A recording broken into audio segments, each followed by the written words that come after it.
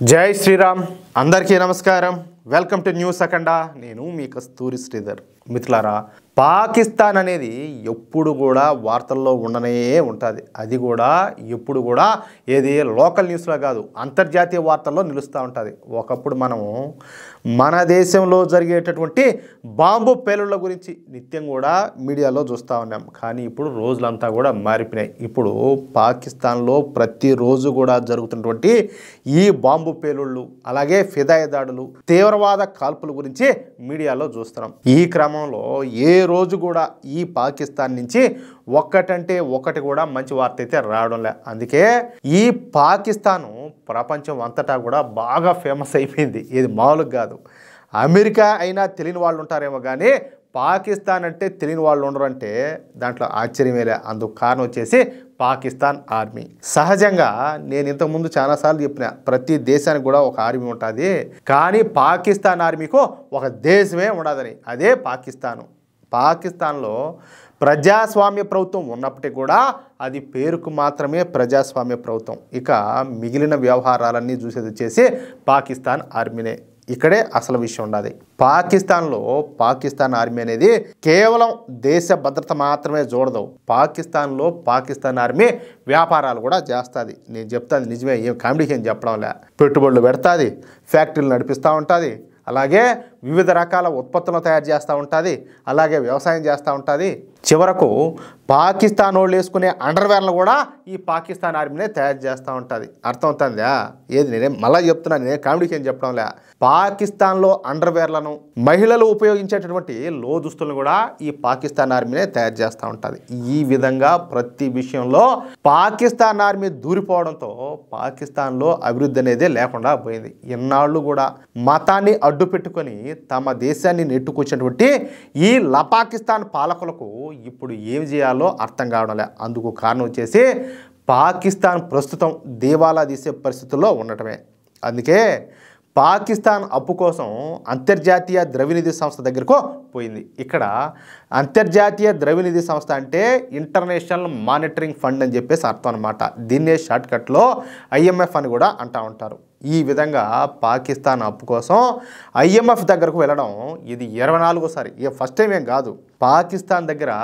విదేశీ మారక ద్రవ్య నిల్వలో ఖాళీ అవడంతో ఇక చేసేది ఏమీ కూడా లేక పాకిస్తాను IMF దగ్గరకు అడుగు తినడానికి పోయింది వాళ్ళకేం కొత్త ఏం కాదు కదా ఎప్పుడు ఉండే అలవాటే సరే ఈ IMF అనేది అమెరికా చేతల్లో ఉండాలి పైగా ఇప్పుడు అమెరికా అధ్యక్షుడైనటువంటి డొనాల్డ్ ట్రంప్ పాకిస్తాన్కు సపోర్ట్ చేస్తున్నాడు కాబట్టి మళ్ళీ ఇప్పుడు అప్పు ఇవ్వడానికి IMF కూడా అంగీకరించింది అయితే పాకిస్తాన్కు $7 బిలియన్ అప్పు ఇవ్వాలంటే పాకిస్తాన్కు భారంగా మారినటువంటి పాకిస్తాన్ ఇంటర్నేషనల్ ఎయిర్లైన్స్ అంటే PIAను అమ్మేయాలని చెప్పేసి IMF ఒక షరతు కూడా పెట్టింది సంవత్సరాలుగా ఆర్థిక దుర్వినియోగం ఇకపోతే అవినీతి రాజకీయ నియామకాలతో PIA భారీ నష్టాల్లో మునిగిపోయింది 2020లో 30% మంది పైలట్లు నకిలీ లైసెన్సులతో విమానాలు నడుపుతున్నారన్న కుంభకోణం బయటపడడంతో ఈ సంస్థ ప్రతిష్ట పూర్తిగా దెబ్బతినిపోయింది ఈ కారణంగా యూరప్ అమెరికా UK వంటి దేశాలు PIA విమానాలపైన నిషేధం విధించినాయి దీంతో సంస్థ ఆర్థికంగా మరింతగా కుదేలైపోయింది తీసుకున్నటువంటి అప్పులకు వడ్డీలు కట్టేదానికే మళ్ళీ అప్పులు చేయాల్సిన దుస్థితిలో ఉన్నటువంటి ఈ పాకిస్తాను IMF పెట్టినటువంటి షరతులకు తలొగ్గి తన జాతీయ విమానయాన సంస్థను అమ్మకానికి పెట్టింది చూడండి ఇక్కడే అసలు పాయింట్ ఉన్నది ఈ బిడ్డింగ్ కోసం 4 కంపెనీలు అర్హత సాధించాయి వాటిలో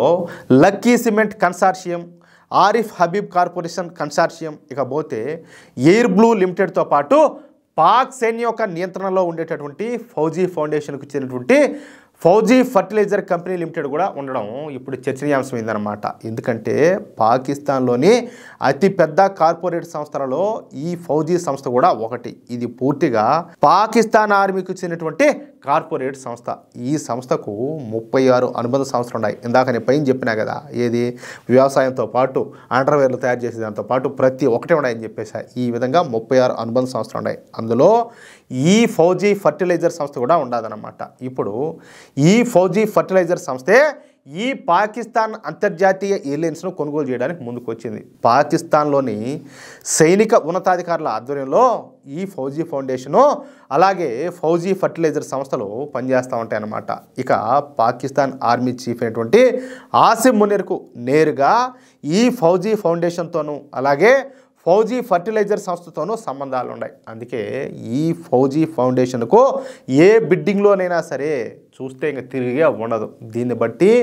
పాకిస్తాన్ ఎయిర్లైన్స్ను పాకిస్తాన్ ఆర్మీ కొనుగోలు చేస్తుందన్నమాట. చూడండి, ఇక్కడ దేవాలా తీసింది ఎవరు, కొనుగోలు చేసేది ఎవరు, ఏంది విచిత్రం అంతా కూడా అంటే ఇకపైన పాకిస్తాన్ ఎయిర్లైన్స్ను పాకిస్తాన్ ఆర్మీనే నిర్వహించున్నదన్నమాట. నిజానికి చెప్పాలంటే ఇది ఒక పెద్ద జోకు. ఒక దేశానికి సంబంధించినటువంటి ఎయిర్లైన్స్ను ఆ దేశ ఆర్మీనే బిడ్డింగ్ చేసి కొనుగోలు చేసి నడిపించడం అంటే ఇంక జోక్ కాదు. అయితే పాకిస్తాన్లో జరుగుతున్నటువంటి ఈ విచిత్రాలన్నీ కూడా చూసి ప్రపంచ దేశాలన్నీ కూడా నోటి మీద ఔరా అని చెప్పేసి వేలేసుకుంటున్నాయి. అర్థమవుతుందా? అసలు ఇలాంటి ఘటనలు కూడా జరుగుతాయని చెప్పేసి అందరూ కూడా ఆశ్చర్యపోతారు. ఆశ్చర్యపోవాల్సిన అవసరం లేదు. ఎందుకంటే ఇలాంటి విచిత్రాలన్నీ కూడా ఉగ్రవాద దేశం అటువంటి పాకిస్తాన్లో కోకొలలుగా జరుగుతాయి. అది విషయం. అయితే ఏమంటారా మిత్రులారా? ఈ న్యూస్ కనుక మీకు నచ్చినట్లయితే ఖచ్చితంగా ఈ న్యూస్ నలుగురికి షేర్ చేయండి. అలాగే ఈ న్యూస్కు సంబంధించి మీ యొక్క అమూల్యమైనటువంటి అభిప్రాయాలను కామెంట్ రూపంలో తెలియజేయండి. అలాగే ఇంతవరకు మీరు కనుక మన ఛానల్ని సబ్స్క్రైబ్ చేసుకున్నట్లయితే ప్రతి ఒక్కరు కూడా మన ఛానల్ని సబ్స్క్రైబ్ చేసుకోండి, సపోర్ట్ చేయండి ప్లీజ్. జై శ్రీరామ్, జై హింద్.